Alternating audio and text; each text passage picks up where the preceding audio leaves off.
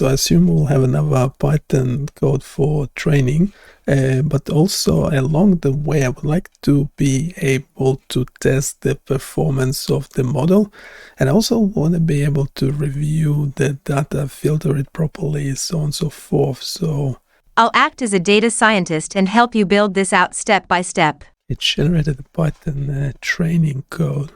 Hey, let's turn it into agent. So you can go ahead and modify the code base as needed.